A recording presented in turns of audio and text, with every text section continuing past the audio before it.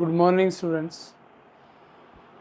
तो आइए अब हम लीनियर इक्वेशन में 3 मेथड्स सॉल्यूशन के सीखने के बाद अब हम आते हैं कि क्या हर एक सिस्टम जो इक्वेशंस का गिवन होता है वो सॉल्वेबल होता है या उसकी कोई कंडीशन है। तो आइए हम डिस्कस करते हैं कंडीशंस फॉर सॉल्वेबिलिटी कि किसी दो इक्वेशंस को, किसी सिस्टम ऑफ इक्वेशंस को सॉल्व करने की क्या कंडीशंस होंगी। पहले हम जनरल फॉर्म से इसकी बिगिनिंग करेंगे। General form of two linear equation is a1x plus b1y plus equal to c1 and a2x plus b2y equals c2। अब आपको स्टूडेंट्स क्या करना है, पहले x के कोफिशिएंट्स ले लीजिए a1 a2 और इनको डिवाइड कर दीजिए। फिर आप y के कोफिशिएंट ले लीजिए b1 b2, इनको भी डिवाइड कर दीजिए। फिर आप कांस्टेंट टर्म को ले लीजिए c1 c2, सबको डिवीजन कर लीजिए। अब आप डिवाइड करने के बाद क्या देखेंगे, अगर मान लो a1/a2 not equal to b1/b2 आ जाता है तो c1/c2 को चेक करने की ज़रूरत नहीं है। अगर ये कंडीशन आ गई तो हम इस कंडीशन को लिखेंगे a1/a2 is not equal to b1/b2, so there is unique solution. Unique का मतलब है one and only one and only one solution. ठीक है। फिर सेकंड, मान लो कि आपका a1 और a2 का जो रेशियो है वो b1/b2 के इक्वल आ जाता है, लेकिन फिर आप c1/c2 चेक करोगे। अगर c1/c2 इक्वल नहीं आया इस रेशियो के, इक्वल आने का मतलब है ये 1/2 है तो ये 1/3 है, नहीं है इक्वल। ये 1/2 है तो ये भी 1/2 है, लेकिन ये कुछ हो रहा है 2/3, इसलिए वो इक्वल नहीं आएगा। तो हम कहेंगे इस सिस्टम ऑफ इक्वेशन की कोई भी सोल्यूशन नहीं है, यानी कि हम सोल्यूशन फाइंड कर ही नहीं सकते। और तीसरी कंडीशन है हमारे पास, फिर से हम a1/a2 को चेक करेंगे, b1/b2 को चेक करेंगे, c1/c2 को चेक करेंगे, और अगर ये तीनों इक्वल आ जाते हैं तो हम कहेंगे there are infinitely many solutions.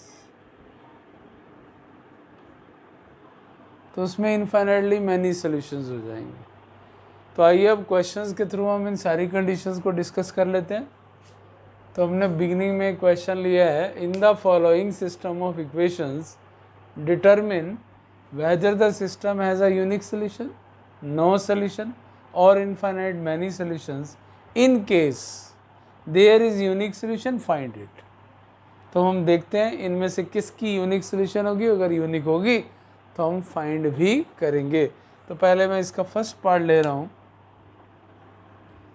So that first part is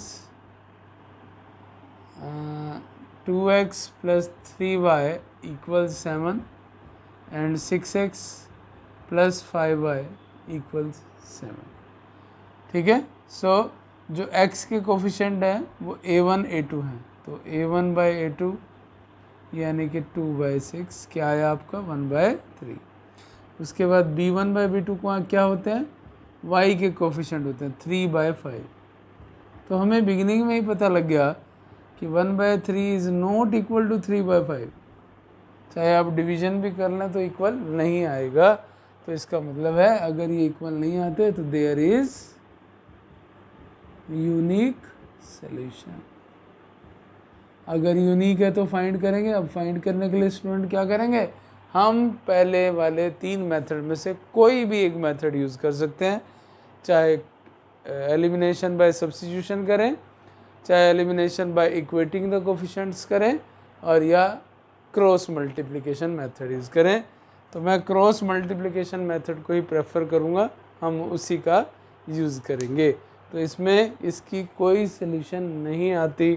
तो आइए अब हम फाइंड करते हैं क्या थी स्टूडेंट उसमें कंडीशन। पहले हम a1 a2 लिख लें।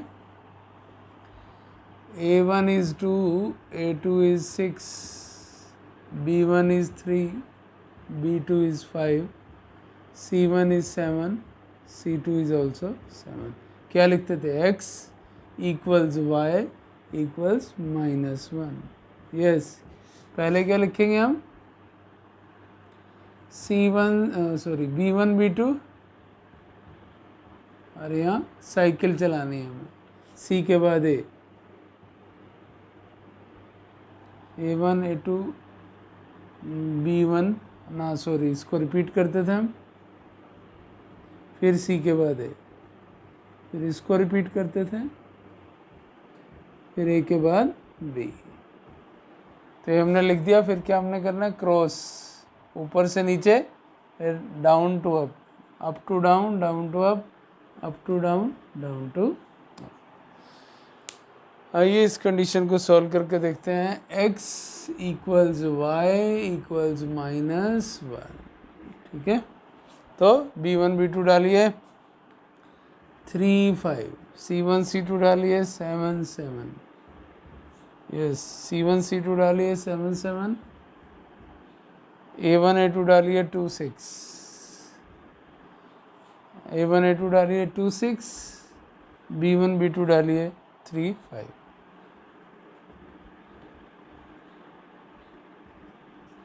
क्या था students method? x upon up to down 21, फिर माइनस साइन अपनी तरफ से 35, 42, फिर माइनस साइन अपनी तरफ से 14, -1 10, माइनस अपनी तरफ से 18। तो आपके पास क्या क्या वैल्यूज आ गई?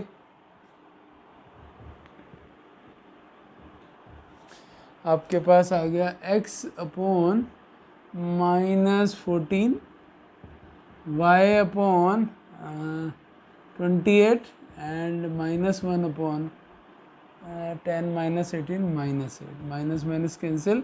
अब फर्स्ट और लास्ट वाले को कंपेयर करेंगे, cross, x is equal to -14/8, तो ये हो गया आपका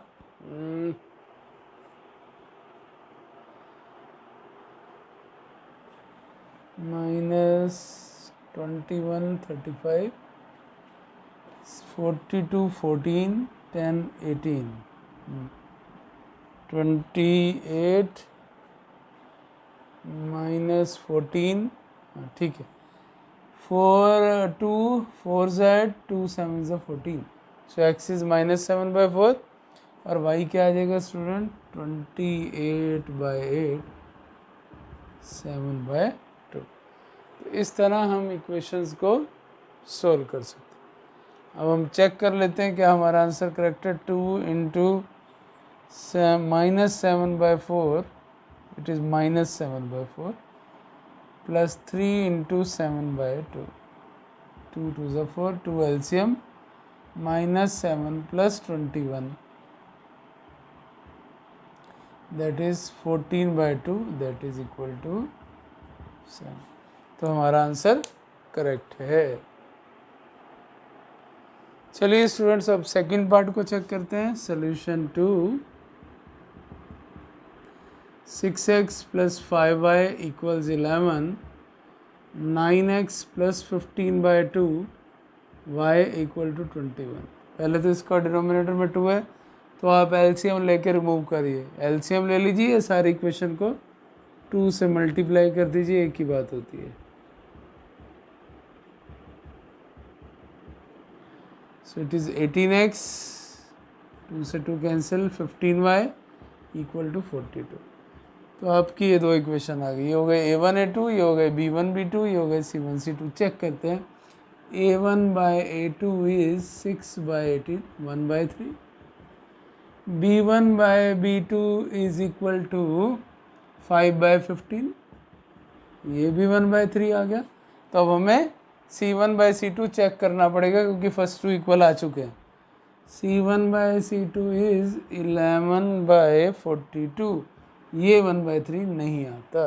तो इसका मतलब ये सेकेंड वाली कंडीशन हो गई कि A1/A2 sorry 1/3 is equal to 1/3 but not equal to 11/42, so there is no solution.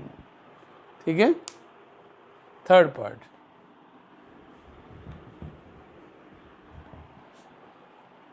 Third part में हमारे पास दो इक्वेशंस हैं, -3x + 4y = 5 and it is 9/2x - 6y + 15/2 = 0।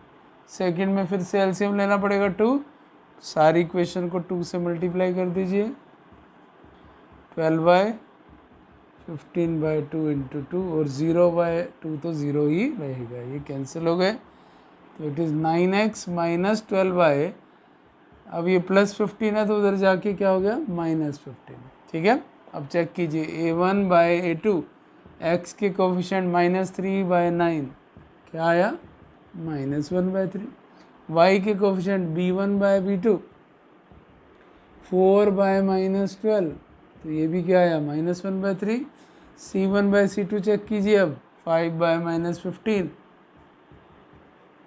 तो स्टूडेंट आप क्या देख रहे हैं, 1/3 -1/3 -1/3, अगर तीनों इक्वल आ जाए तो हम क्या लिखेंगे, देयर आर इनफाइनाइट। तो हम इनफाइनाइट मैनी सोल्यूशन फाइंड नहीं कर सकते, नो सोल्यूशन तो फाइंड कर ही नहीं सकते। इनफाइनाइट मतलब बहुत सी सोल्यूशन है, किस किस को फाइंड करें, तो सिर्फ यूनिक के केस में ही फाइंड कर सकते हैं, और यूनिक में आप तीनों में से कोई भी मेथड यूज़ कर सकते हैं। तो आइए अब इस क्वेश्चन पर आते हैं। For what value of k will the following equation has no solution. अब हमें k इसमें अननोन है और हमें कंडीशन क्या है, नो सोल्यूशन की। तो हम एग्जाम्पल 2 की सोल्यूशन कर रहे हैं। तो नो सोल्यूशन की कंडीशन क्या है, for no solution a1/a2 = b1/b2 not equal c1/c2। Yes, आपका a1 कौन है 3, a2 कौन है 2k-1, कंप्लीट x के साथ जो भी होगा पूरा a2 होगा। पहले ही y के साथ कौन है, कुछ नहीं है तो 1 है 1, यहाँ कौन है y के साथ k-1, नॉट इक्वल 1/2k + 1। तो हम इन दो इक्वेशंस को सॉल्व करेंगे, क्योंकि इक्वालिटी का साइन है तो क्रॉस मल्टीप्लाई कर दीजिए। 3 × k-1 1 × 2k-1, 3k-3 = 2k-1 and this gives you k = 2। So ये आ गई आपकी k की value and the system has no solution.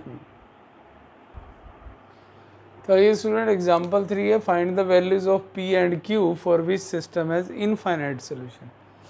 So solution 3, for infinite solution क्या कंडीशन होती है, for infinite solutions a1/a2 = b1/b2 = c1/c2। So a1 हो गया आपका 2 और a2 हो गया आपका p + q, b1 हो गया आपका 3, b2 हो गया आपका 2p - q, c1 हो गया आपका 7 और ये हो गया 21। ये कैंसल आउट होते हैं तो कट कर दीजिए। अब हमें इसको इजी बनाना है, तो इजी के लिए हमें क्या दिख रहा है, यहाँ पी क्यू नहीं है, तो हम फर्स्ट को जैसे क्रॉस मल्टीप्लिकेशन में कर रहे थे वैसे ही करेंगे। पहली टर्म को भी लास्ट से, क्योंकि सारे इक्वल हैं, किसी को भी किसी के इक्वल लिख सकते हो, और इसको भी 1/3 के ही इक्वल लिख देंगे। क्रॉस कर देंगे, 6 = p + q और 9 = 2p - q। तो p + q = 6, 2p - q = 9। मैं इसमें एलिमिनेशन बाय इक्वेटिंग वाले को प्रेफर करूँगा, दोनों ही q हैं तो एडिशन करने से कैंसिल हो गए। 3p = 15, so p is 5। p की वैल्यू को किसी भी एक इक्वेशन में पुट कर देंगे। पुट p = 5 in 1, तो p + q = 6, 5 + q = 6, so q is, तो इस तरह हम p और q फाइंड कर सकते हैं। Thank you.